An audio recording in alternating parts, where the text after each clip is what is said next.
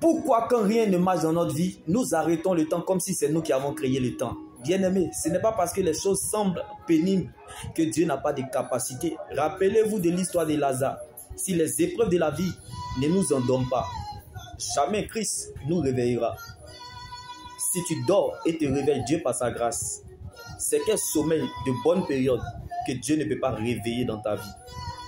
Dans nos peines et nos pleurs, Dieu a fait naître, comme il avait promis, un sauveur pour son peuple.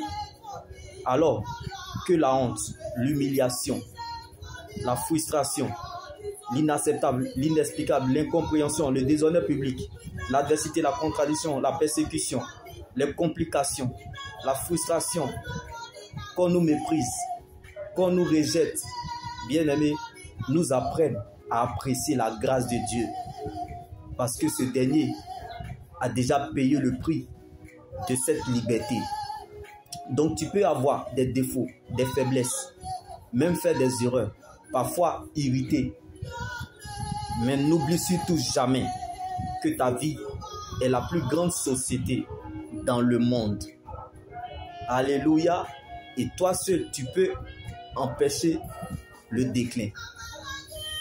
N'est pas une fatalité du destin, mais une victoire pour ceux qui sont capables de voyager dans leur être, dans la force du pardon, dans, bien-aimé, l'espoir, dans les batailles et l'amour dans le désaccord. Sans oublier la sécurité sur la scène de la peur.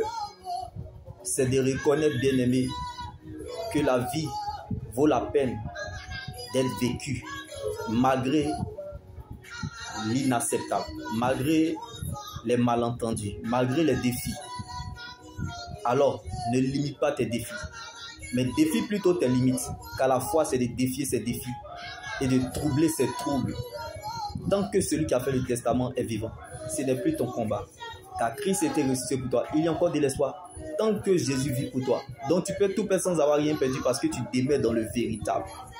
La vie est ce que nous pensons. Donc le diable cherchera toujours à te montrer ce que tu penses. Tu peux perdre ce que tu as, mais tu ne peux pas perdre ce que tu es, car l'éternité est ce que Dieu pense de nous. Donc Dieu te fera toujours apprécier ce que tu es, car ce n'est pas la joie du moment qui compte pour Dieu, mais plutôt la finalité de son plan qu'il a déjà établi pour notre vie. Donc la fête changera de camp. Car bien aimé, les soucis encouragent notre foi.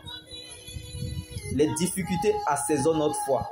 La souffrance, bien aimé, alimente notre foi. Tout cela sert à la qualité de votre foi. Donc la foi salvatrice est au-dessus de toute foi. Alors que la joie du Seigneur soit votre force et votre partage. Et ne laissez personne vous priver de votre éternité qui est l'enjeu majeur de votre existence.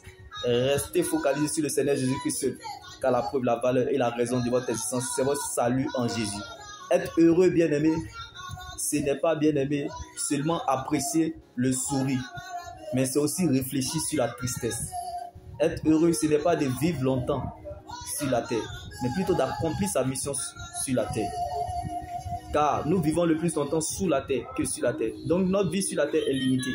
Nous ne sommes pas des résidents, mais plutôt des voyageurs. Alors, sache que la vie avec Dieu est un espoir sans fin. Mais la vie sans Dieu est une fin sans espoir. Donc celui qui vit avec Dieu mourra avec Dieu. Celui qui vit sans Dieu mourra sans Dieu. Chacun prépare sa mort par sa manière de vivre. Il faut voir certaines personnes vivre, on dirait qu'ils ne vont jamais mourir. Bien-aimé, chacun mourra par sa manière de vivre.